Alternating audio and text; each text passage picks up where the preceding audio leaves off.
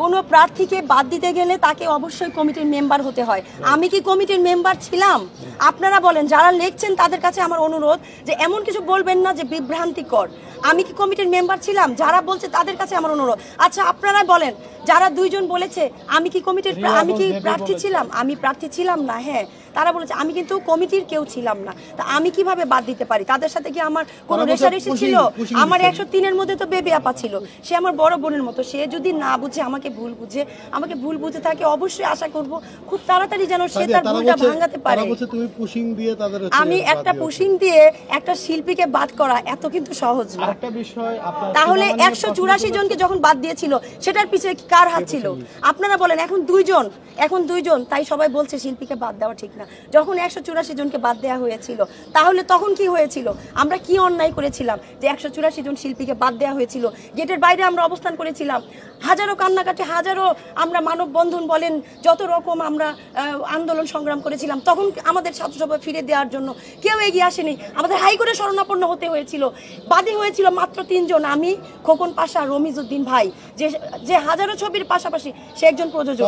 এবং আপনাদের অবগতির জন্য জানাচ্ছি, 103-এর মধ্যে যে ছিল সে হচ্ছে আজকে আমাদের নির্বাচন কমিশনার খসরু ভাই, এবং আমাদের আপিল চেয়ারম্যান যে আলম ভাই, সেও কিন্তু আমাদের 103-এর। এবং এই 103 থেকে আমি এসেছি, আজকে আমি প্রার্থী। অবশ্যই নিরাপত্তাহীনতায় ভুগছিলাম, কারণ তখন হাইকোর্ট যাওয়া মানে আমাদের জন্য একটা অনেক বড় রিস্কের ছিল। আমি দিন শেষে একটি কিন্তু নারী। আমি অভিনেত্রীর পাশাপাশি আমি কিন্তু একজন নারী।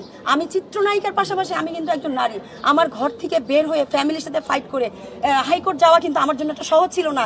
ঝড় বৃষ্টি রোদকে উপেক্ষা করে আমি যে হাইকোর্ট গিয়েছিলাম, আপনারা নিজে চোখে দেখেছেন।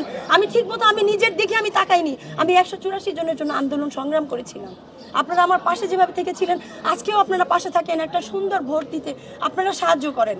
নির্বাচন বানচাল করার মতো কিছু নেই, কারণ নির্বাচনটা আমরাই চাই যে নির্বাচনটা হোক, এবং উনি সংগঠনকে নিয়ে নির্বাচনটা হোক। এই জন্য আপনারা মাঝখানে রিউমার শুনেছিলেন যে উনি সংগঠন কিন্তু ভিতরে প্রবেশ করতে পারবে না। তো এটা কিন্তু উইথড্র করার পেছে আমাদের নিপুণ আপুই করেছে। সবার সাথে যোগাযোগ করে কিন্তু সবাইকে নিয়ে এখন সুন্দরভাবে একটা নির্বাচন হচ্ছে। তো এখানে আলেকজান্ডার বউ ভাই যেটা বলেছে সেটা অবশ্যই সেটার উত্তর তারা ভালো দিতে পারবেন, যেহেতু তারা বলেছেন।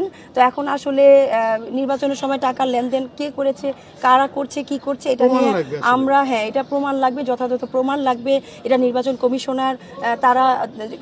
কমিশনার রয়েছে, এটা তারা দেখবে, এবং কি হবে এটা তারা ভালো বুঝবেন।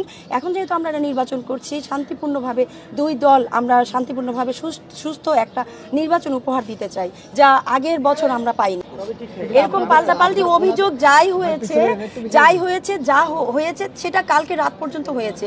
আজকে যেহেতু আমাদের একটা নির্বাচনের দিন, এবং আমরা আশা করছি সবাই শান্তিপূর্ণভাবে একটা নির্বাচন করব, তো এটাকে আমরা ভুলে গিয়ে এখন আপাতত আমরা একটা শান্তিপূর্ণ নির্বাচন